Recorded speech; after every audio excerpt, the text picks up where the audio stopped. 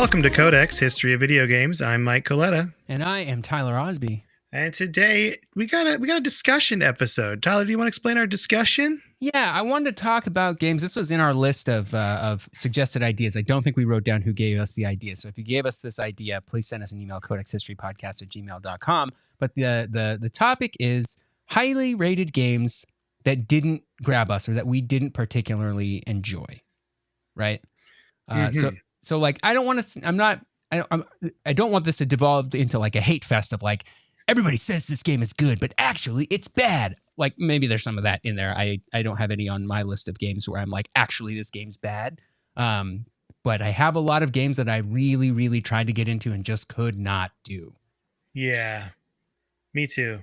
So I think the one that I'll start. Do you want me to start or do you want to start? Yeah, you go ahead and start, and then we'll just go back and forth until we run out of games. Okay, so I think the biggest one for me that like highly rated, people love these games, this series of games. I've tried several different ones. I've tried games in this same genre that like are meant to be a little different or whatever, and I can't do it. And it's the Souls-like genre. So starting with Demon's Souls, I played a few hours of Demon's Souls and I was like, I don't get this. This is hard in a way that is not fun for me.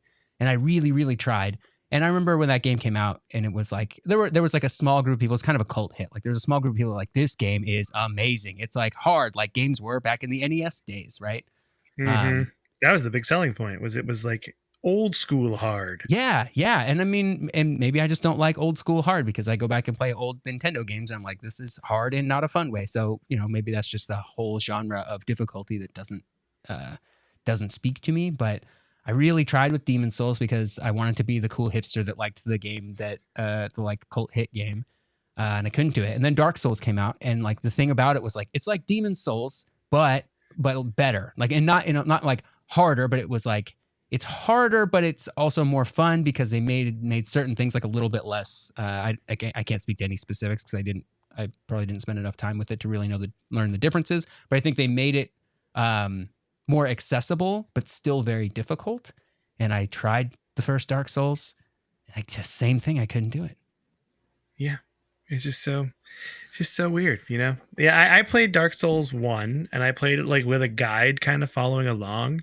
And I fell off of it, and I saw the appeal. You know what I mean? Yeah. I saw this game is good if you like this style where you got to kind of like punch your head against the wall to learn and try. But in the end, that wasn't for me. It's also one of the main reasons I didn't buy Elden Ring. Yeah, same. At first, or not at all. I haven't bought it at all. But the other one that's interesting that I do love is I love Star Wars Jedi Fallen Order, which is very much a Souls-like, like baby's first Dark Souls. But I like that amount. But I know you don't like that. Yeah, when we've talked about this probably on the show too. But like that's another one that like I was able to like get grabbed a little bit because Star Wars, like there's a little bit extra there for me, right? Like it gives me a little more to push through on when it's like really hard or something. But I think the thing that gets me about that series of those style of games is not necessarily the boss fights, although those are not, I don't have a great time with those either, but like it's the amount of like not necessarily how difficult they are, but how punishing they are when you fail. Yeah. Right. So like the trash mobs in any of these games, you got to know what to do and how to time your attacks to beat them. And they kind of like once you learn how a trash mob works, like you get good at it and like it sort of becomes muscle memory on how to do it, I think. But if you fail or you look away or something happens and you die to this trash mob, you go back to your last save spot. You got to run all the way back to where you died to pick up your souls or whatever. And you got to fight everything you fought along the way to get there again. And it's like all this stuff that like, it's just this constant like testing of your skills that you've already proven that you're good at. Like that makes it so like, and then if you die on the way to getting your backpack or whatever with your souls in it, then you're out of luck. You lose all those souls that you were trying to get back to. And now like you lost more. And it's just like, you can get the setbacks are like, ugh, I don't like it. The setbacks are big. Yeah. The setbacks are huge. Like I wouldn't mind like if you can get to a spot where you basically just challenge the boss over and over again, you're not like losing a lot every time you try. That can be a little bit more fun. I know part of the fun of a game like Super Meat Boy, which is really, really difficult. But part of the fun with it is that when you fail, you are immediately right back into it. Try again. Like half a second later, right? Like no loading screen, no get back to where you were to try the hard jump again. Basically, it's like, just try it again, right? And I think there's something to that, and I wish that the Souls like genre of games would do something more like that, where it's like, you failed, literally try again right now, 2 seconds later, that could be Mm-hmm. more fun for me, I think, because then you just get a lot of reps in, without a lot of downtime. Yeah, the downtime in between is what's killing us. Like I think also you could say the same for if we were playing Kingdom Hearts without this skip cutscene button, it would be painful.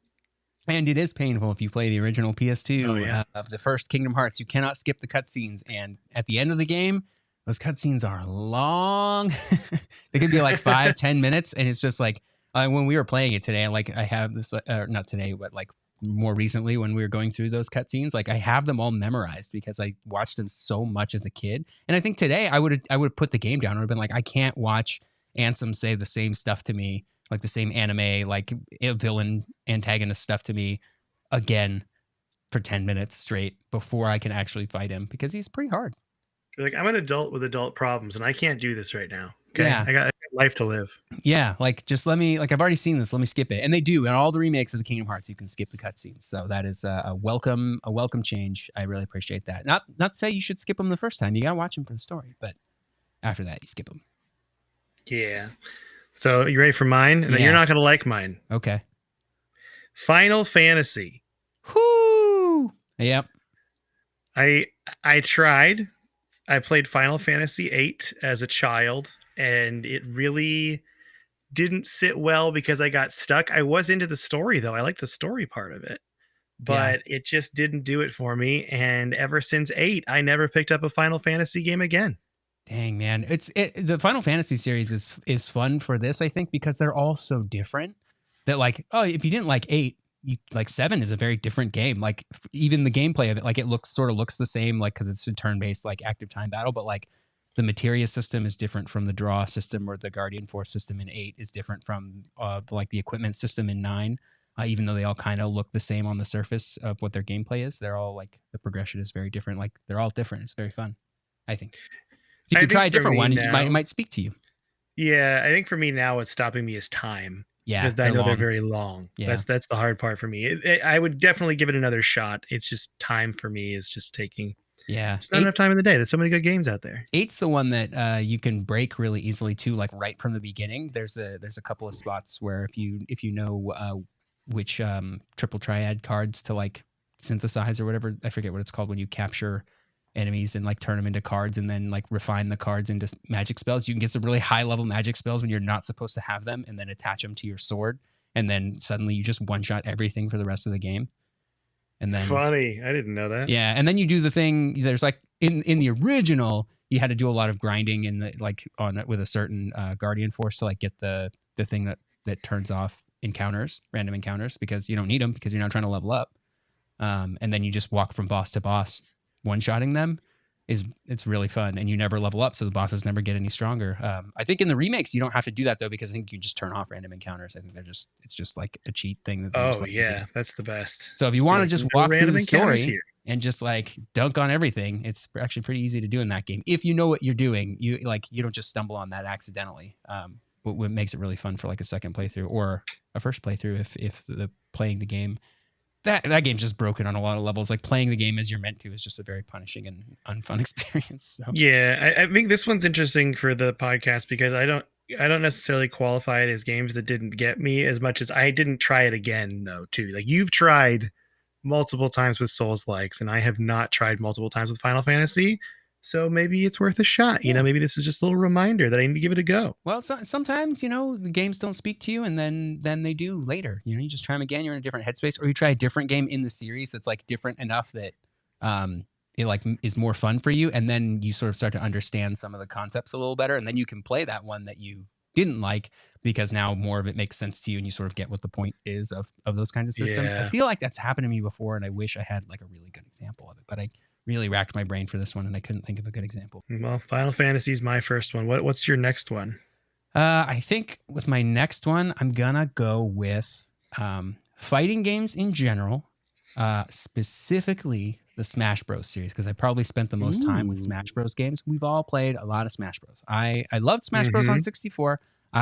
Smash Bros Melee's more of that. I even liked Brawl to a certain extent when it came out. I never got really, really deep into Smash Bros games.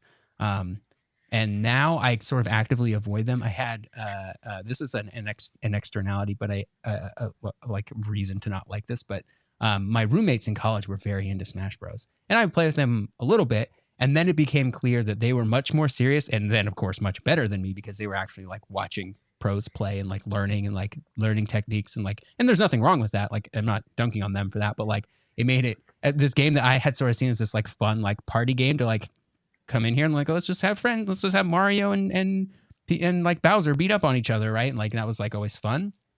It became like really serious and then for me because I was not good, so I was a scrub. I just got destroyed so often that I haven't even bought the newest Smash Bros on Yeah, Switch. I I don't bought even. Ultimate and I played it a little bit with some podcast listeners, which was really fun. And I haven't really picked it up since. I should do it again. But I agree. The skill ceiling of people that are very good at that game makes it so it's not really fun to play. I have more fun playing that when I'm playing with people that I know are just kind of very casual about it. Yeah. Yeah. It kind of, I think of it as like the Mario Party of fighting games. And so when people go in, they're like, they get really, really sweaty and they turn off items and all the like fun stuff. And they'll like Final Destination, Fox only. Um, like that's just sort of like I don't know. It's like what if you turn? It's like when you turn off bonus stars at the end of Mario Party. I know bonus stars feel like really cheap and not fun sometimes. I think they're hilarious because it just ends up being like at the end of a Harry Potter book when like Gryffindor just gets all the points at the end and they always end up winning because like I don't know Dumbledore, whatever, right? Like that's how it feels to me at the end of a Mario Party game. Like I'm not taking it seriously enough that the bonus stars make it less fun for me. But there's like ways to make Mario Party a little bit sweatier, and I'm like, what are we doing here? Like what? This is Mario Party. Why are we sweating? Yeah, this is just a little fun, essentially a board game you're playing with your friends. It's not Right. super competitive. Yeah. We're supposed to just goof around and have a fun time, or at least that's why I'm playing it. But I guess if you want to sweat, that's fine. I'm not decrying getting sweaty at video games. Like, I've played my fair share of competitive games that I got sweaty at. But I just couldn't do it with Smash Bros. And then fighting games in general, I played a bunch growing up. Everybody played Mortal Kombat and Street Fighter, and I spent a lot of time with Killer Instinct on the Super Nintendo. And those were fun, but I never quite got it. You know what I mean? I never like took the time to learn the combos to like be able to do stuff in those games like at any sort of competitive level, right? Yeah, I never did either. I always tried to learn the combos, but I never memorized them. I would just like learn it that day and spam it, and Yeah. that was it. Yeah.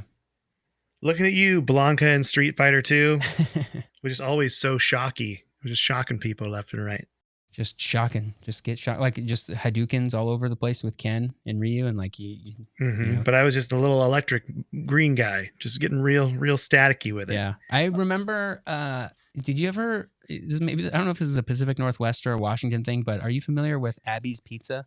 Have we talked about this before? Yes, I am familiar with Abby's Pizza, but I've never been there, but I've seen it. Okay, so Abby's, for listeners, Abby's Pizza is like a nice little pizza place. It's not like a big fancy place, but it's also it's not like a Domino's or a Pizza Hut level pizza. It's like it's kind of cool. But they always have like a little room, not a very big room, that's like it has some arcade machines. They got like a pinball machine. They'll have a couple of little arcade machines in there. They always had like a claw machine that was the kind that like it was full of candy. You put 25 cents in and you play till you win. Those are always fun. But I wish I could remember the name of this game, but they had at the Abby's Pizza in Kennewick, Washington. They had a fighting game. It was like it might have been a Double Dragon fighting game. It was like styled like Street Fighter, but I was playing against my little brother, and we must have been. I mean, couldn't have been more than 6 years old, so that puts me at like 8 or 9 years old, right? And he kept beating me at this fighting game, and I was getting so upset. I was so upset because I couldn't figure out why I couldn't hit him. I could not hit him, and he of course was just like spamming punch and like killing me somehow. Yeah. And I finally figured it out towards the end. After he beat me so many times, I was so upset because I'm the older brother. I'm used to being able to beat my little brother at everything, right? He was not tall enough to like really have a good handle on the controls, and so he grabbed the joystick, but because he was so short, he pulled it down, so he was ducking the entire time, his character. Ah, And I that's couldn't funny. hit him, and I didn't realize that's what was happening, but I couldn't hit him, and then of course he could just like kick me in the shins or whatever and like eventually win, and I was so upset. And then I remember when I figured that out, I was like, oh my gosh. He was shin He kicking was, you to yeah. victory. I was like, this is the first time I ever got like really cheesed in a video game with some like strategy. He didn't even know he was doing it probably. But it was just, yeah, it was just a height It was thing. just, he You was can't do literally anything too with that. short to not play that way. I thought that was pretty funny. That is funny. And now he's taller than me. Now he's taller than you. And so now you can do it to him. Now I can do it to him. Next time we go to Abby's Pizza, I'm going to beat him. Yeah, you're ready. You've been plotting this revenge for so long. That's right. Yeah. My next game is a very popular game that I know is good, but I tried it and I just didn't get it. And I was in a mood, and it was Metal Gear Solid. Oh, you got to be in the right mood for a Metal Gear Solid. It took me a few, like I started that game several times before I really like figured out. I played that opening portion of the first game like a bunch of times On the boat? Yeah, that's Metal Gear Solid 2. The first one has like a little opening portion too, and it's actually really difficult. That first opening portion is like, I mean, it's not the hardest part of the game, obviously, but like it's probably harder than it needs to be for being the first segment. I think a lot of people get turned off there. But anyway, keep going. Yeah, it's what did it for me. It just was so hard for me. I just couldn't do it, and I got really upset. And then I was like, I know this game is good. I know the story is very popular, but I just am not in the mood for this right now, and I stopped. Yep. I get it.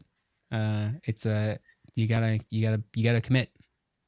And ever since, I've like heard things about the story, and then you did the episodes on it, and I'm like, you know what? It might be time. It might be time to commit again. Well, if you ever want to like play it on stream or something, I will watch. Oh yeah, that might be fun. Although I will make everybody shut up during cutscenes. I'd be like, everyone, be quiet right now. This is very important. It's very important. We're not because I don't want to get later on in the series and have people be like, I don't know what's going on because they weren't paying attention. You shoulda listened to the very not at all absurd story. Yeah, it's absurd, but it does make sense. That's a fine line. Yeah, because Kingdom Hearts is absurd and doesn't make sense, but Metal Gear Solid makes sense. You just need to you got to pay attention though. I love that. So if you didn't gather, listener, we are on our way to another Kingdom Hearts episode eventually. We're just working on Chain of Memories right now together. We're working through Chain of Memories, and I want to play the second one. I want to have these games fresh when we talk about them because they mean a lot to me. Yeah, and it's better to always do episodes after you play them. So, yeah, Metal Gear Solid's mine. I mean, I know it's good. People can get me all you want, but I think we can all agree that there are times when you're just not in the mood to play a certain game or genre, and that was that game for me. Yep, I've had that with some Zelda games like Wind Waker. I played when it came out, and I was like, this is dumb and too cartoony, and I didn't care about it. And then years later, I'd come back to it. And I would be like, this and you're like, what was I thinking? This game is absolutely amazing. Same with Majora's Mask, too. I played that. I rented it after it first came out. And I was like, what is this 3-day system? I just want more Ocarina of Time. And I don't know this game as well as I know Ocarina of Time. I'm sending it back to Blockbuster. And by sending it back to Blockbuster, I mean making my dad get in the car and drive me back to Blockbuster. I had the same experience with Majora's Mask. But like over 10 years later, I played it again, and like I sat down, I was like, okay, I'm giving this one a real honest college try, and I loved it. I couldn't put it down. I don't know if I've ever beaten it, actually. It's so good. It's not very long either. It's one of the shorter Zeldas. Wind Waker is also very short. Oh, that's funny because I would think Wind Waker is really long just by the way it works where you're sailing. Yeah, you know? No, if you play the GameCube version, it's longer because of the sailing stuff. But there's only like 4 dungeons in the whole game. Oh wow! Yeah. So if you play the Wii U remake, because you get the fast sail that makes it so it doesn't matter which way the wind's blowing and you always go max speed. That's it right there. That's the move. Yeah. That's the pro tip. The Tyler pro tip there. Yep. Highly recommend the Wii U remake of both Twilight Princess and Wind Waker. And I'm sad they haven't put them on Switch yet. All right, what's your next one? My next one then, we'll go into Zelda then, because another one that I have not yet come back to is Skyward Sword. I put a few hours in when it was new, and it wasn't the right time, I think. And I'm a Zelda fan. Like, I love Zelda games. Ocarina of Time is one of my favorite games of all time. I'm currently playing Tears of the Kingdom, of course, and I loved Breath of the Wild, but like Skyward Sword just really, It didn't do it for me. I've tried a couple times to get into it, and like I think it's always just not the right time. Yeah, it's definitely kind of got that older feel to it. When you're playing these newer games, it's very different in that way. Yeah, and the only versions of Skyward Sword I've played are the original Wii version, which had the motion controls, and the motion controls were very important to that game because like unlike Twilight Princess, where it was just like I don't know, shake the Wii remote and he swings his sword like you press the button, right? Um, Skyward Sword actually you got to swing it a certain way. It's like cool in that way, but it's different. So if you're going in looking for one thing, you're going to get something different with Skyward Sword maybe. And I just haven't been able to come back to it and appreciate it for what it is rather than for what I wanted it to be. I get it. I get that for sure. All right, my next one. You ready? World of Warcraft. Oh man, you've put dozens of hours. I've put hours into if it. not Yeah, hundreds, or like maybe more than 100. We've spent. I put quite a few hours into Randy Dand, Yeah. my drunken brewmaster, and I don't think I'll ever go back. Dang man, I'm so sorry. I know that Dragonflight's really good, but and I'm saying this now, watch I go back in like 2 months, but I can't justify it for me. The grind isn't worth the payoff because it just seems like you go from one grind to a next and then you're never done. Yeah. And it's just not for me, I think. Yeah, that is the MMO, the way of the world in MMO. I mean, I think Destiny's kind of the same way. It's you go from one. And I'm grind to the falling out of next. Destiny too. Well, Yeah. I think Destiny is propped up a lot by just shooting stuff is fun, man. Like just give me a reason to shoot stuff. Yeah. The moment to moment gameplay of a game like World of Warcraft, not always very fun. If you're not playing like hard content that's challenging and you're just like hitting your buttons that you always hit, it's not very engaging or particularly fun. Yeah, it's kind of boring. So then at that point, you are relying on the progression system to make it fun for you. And if you see the Matrix and realize it's all just ways to get you to continue to pay for your subscription fee, then I get how it can be not cool. Not great. And if you don't have any connection to the characters, like a lot of the people we play with now or that we know that play World of Warcraft, like they've been playing it for almost 20 years and they love the characters and then maybe they even go back before that to playing Warcraft 3 and 2, all the Warcraft games. Like they may have 30 years of like history with these characters that I don't have. Yeah, which is funny because I played Warcraft 2 and Warcraft 1 and I watched a little bit of Warcraft 3. Yeah. I never owned it. That was like a dark time for me in PC gaming when that game came out. Yeah, we should. I think there's a co-op mod for Warcraft 3. We should look into. That might be fun. We should fire that up. That'd be fun. We played some co-op RTS games, and we had a good time. Speaking of which, Halo Wars. Actually, Halo Wars is a great example for this because I tried to play Halo Wars when it first came out on the 360. I played the demo. I thought it was okay. And I borrowed a copy from somebody or something like that. But I really tried to like Halo Wars, and I just couldn't do it. I'm not really a big RTS guy. But then when you and I played them together in co-op, we had so much fun. We had so much fun. So fun. I love that game. Yeah, both of them were actually really fun in co-op. And the story was all right. Yeah, it wasn't bad. I mean, it's all, especially the second one is very new Halo, which is, everybody's got their feelings on that. I was never invested so much in Halo enough to like be disappointed in some of the later stories. Like the fifth one is not particularly compelling, but like, I don't know, I don't actively dislike it the way a lot of people seem to. Yeah, a lot of people really hate that game. The single player, not the multiplayer. The multiplayer is considered very good for Halo 5. Yeah, and that seems to be sort of the flip for Halo 4. Like there's a lot of people who don't like the story past Halo 3 anyway, but Halo 4, I think it had a cool story, and then it was like the multiplayer. Everybody was like, it's just Call of Duty, but with a Halo skin, which I thought was actually pretty fun. But yeah, no, I had a good time with that. Halo 4 was fine. But if you're looking for a Halo game, like there was a shift in the industry at that time from slower paced games like Halo to faster paced games like Call of Duty. And so when you put your Call of Duty in other people's Halo, and they're like, I wanted the slow Halo, and you gave me fast Call of Duty, you tricked me. That I can get how that feels bad. Mm-hmm. But I had fun with it. Yeah, I did too. Yeah, Halo Wars is a good example. I love that game. I think we both have the same game on our list. Do you want to just cover Monster Hunter right now? Yeah, Monster Hunter is a game that I have tried to pick up and play many times over the years. I know the PSP game was very, very popular. Monster Hunter Freedom, I think it was. I've played that a couple times back in the the PSP's heyday. And I was never really able to get into it. I tried to play Monster Hunter 3 on the Wii, I watched a roommate of mine play through the Wii version of Monster Hunter 3, and he had a lot of fun with it. And so I watched him do that. But then they like remade it or did some kind of enhanced version for the Wii U. But I tried to get into it, and like I don't get it. I think like I did a few monster fights, and I was like, I'm not seeing how this is fun yet, and I've yet to really feel that. I tried with Monster Hunter World also. I put 5 or 6 hours into that game. Same kind of feeling of like I'm not really seeing it. And then what's the new Monster Hunter Rise? I haven't put a whole lot of time into it, but it so far has not yet convinced me. You know what Monster Hunter feels like to me?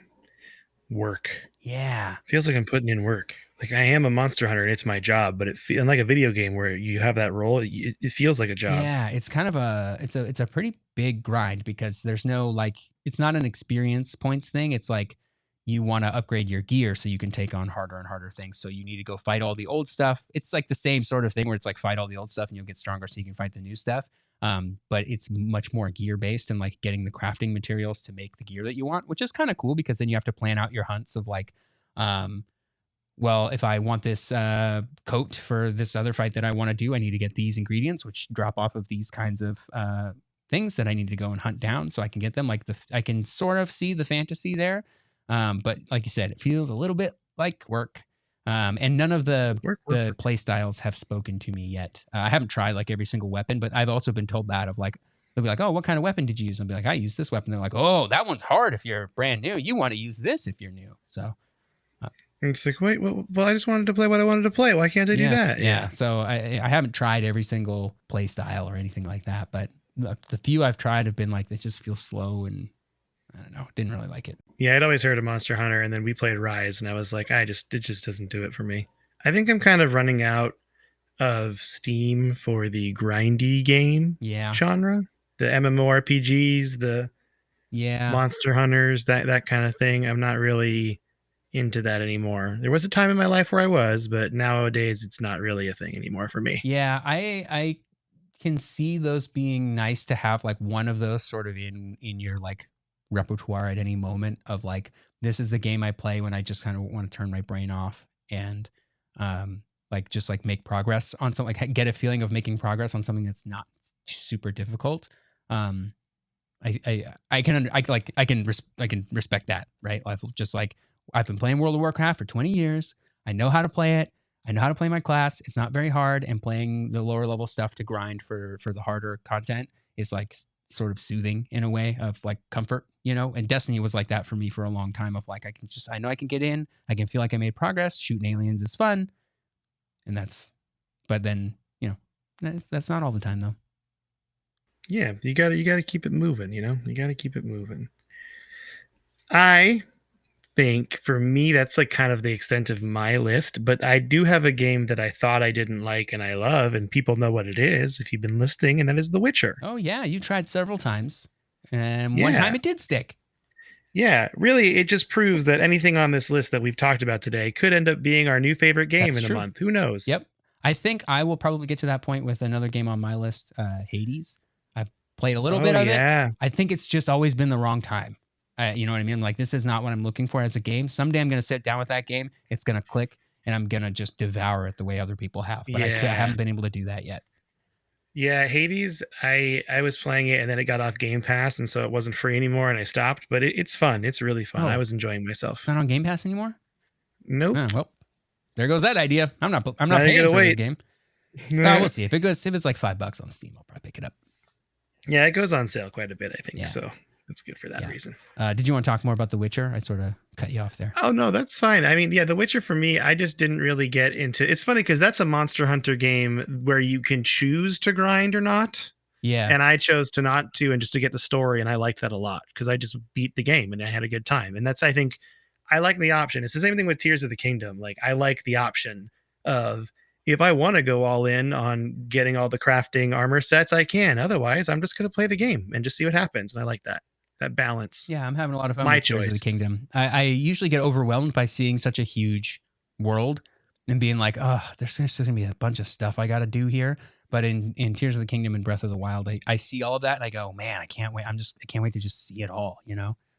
Yeah, it's great. It's great. Well, Tyler, do you want to read some listener emails today?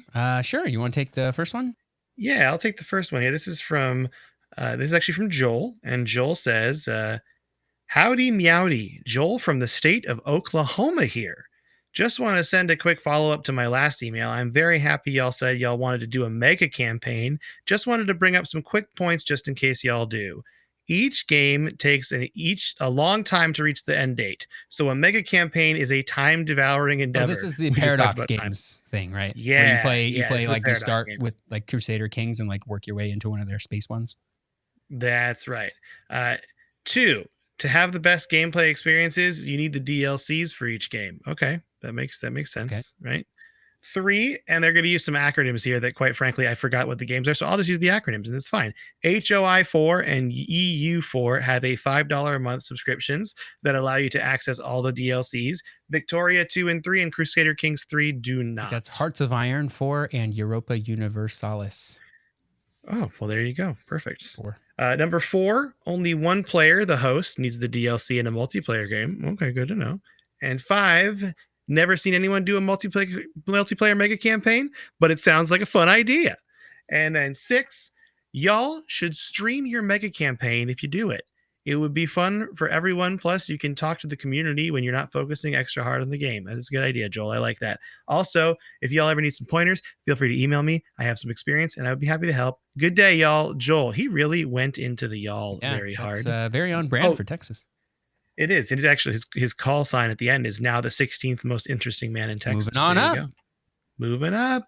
Love to hear it. Okay, our next email here is from Matt in Japan. The subject is Hanafuda, love hotels, and you. Matt says, "Hey, Mike and Tyler, in the Nintendo book, you guys brought up how the word Hana in Japanese means both flower and nose. Likewise, Kumo can mean spider or cloud, so Kumo no Oshiri could be spider butt or cloud butt." These kinds of words, homophones, are really common in Japanese, and as such, puns often come up in everyday situations. It was especially amusing from 2017 to 2020 when Donald Trump was in office because in Japanese news programs and newspapers, they would refer to him as Trump Daitorio, which is President Trump, which to Japanese speakers sounds like you're just talking about card games. That's pretty funny. That's funny. As for Hanafuda, President and some other games that were mentioned in the book, you can actually play these games on the Switch with Clubhouse Games 51, which came out a couple of years ago. It has online play, and the tutorials for the games have the Nintendo polish with clever explanations and banter. Lastly, you talked about Nintendo's business with love hotels. These establishments are still around to this day. Not to go into too much explicit detail, but because privacy is such a commodity here, even people who live alone in apartments may go there because many Japanese apartments have paper-thin walls, and not disturbing the peace is a major part of Japanese culture. You could even stay there in place of a normal hotel, as they can sometimes be cheaper than your Best Western or Holiday Inn equivalent. You even get the added bonus of some of the rooms being themed, a la Las Vegas hotel style. You got medieval castle rooms, Egyptian pyramid rooms, rooms with water slides that drop into a jacuzzi, and weird Willy Wonka candy factory style rooms. Anyway, hope this was enlightening for y'all. Matt in Japan. Thanks, Matt. That was very enlightening. Thank you, Matt. I think I watched a video on a dinosaur love hotel in Japan one Oh, time man. because it was like a weird, like off-brand Jurassic Park theme. It was very funny. That sounds awesome. They had animatronics though. How would you feel about an animatronic dinosaur in your room? Because I would love it. I'm on board. Good. I won't knock it. That's what you're supposed to say. Next email is from Mo. This is the last one we're reading today. And the subject line is, what business venture should Nintendo branch out into? Hey, dudes, it's Mo. I've really been enjoying the history of Nintendo before they ventured into gaming. I wonder if Nintendo will ever branch out into different kinds of business ventures again in the future. They're doing great in the gaming industry. And of course, they have a few side projects that work well in the gaming industry, like plushies and collectibles, and now movies and theme parks. But what non-gaming product or business venture would you like to see Nintendo branch out to in the future? Dang, that's a good Non-gaming question. product. I feel like I'm just gonna say it because it seems obvious. Plumbing, of course. Yeah, you can just call Mario Brothers. Yeah, just call Mario Brothers. Is this something we like want to see the Nintendo brand on? Yeah, I think so. Okay. Because I think I would say they shouldn't. They should keep it video game. Like their main business is video games, and I think the movies and theme parks and collectibles are all great. But they sort of all funnel back into the game business, right? and I don't think I would want to see Mm-hmm. them do anything as like a main business. But something that I guess I would like to see Nintendo like sort of put the Nintendo spin on and like put Nintendo characters into. That's a good question. Um, I guess keep going down the path that they've started with like the Mario movie. I think it'd be fun to see some TV shows or more movies like that. Um, with like that, like sort of strengthen that Mario IP. I think that could be really cool because one of the things I always wish the Mario IP had was like a little bit better like storytelling stuff in there. And like I know the RPG games are better at this, but like there's no continuity really between Mario 64 and Mario Sunshine and Mario Galaxy and Mario like all these Mario games are just sort of separate. And I want to see the world like be a little bit more consistent and rich. So I think doing movies is continuing down the movie path is really good.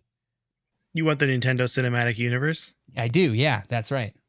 I'd be down with that too. Great email, Mo.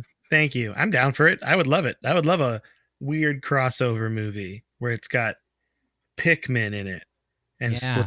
Splatoon and Legend of Zelda and all the stuff. The We'll Smash throw in a Bros. little Initiative. Earthbound. It's like Yeah, Avengers, but it's perfect.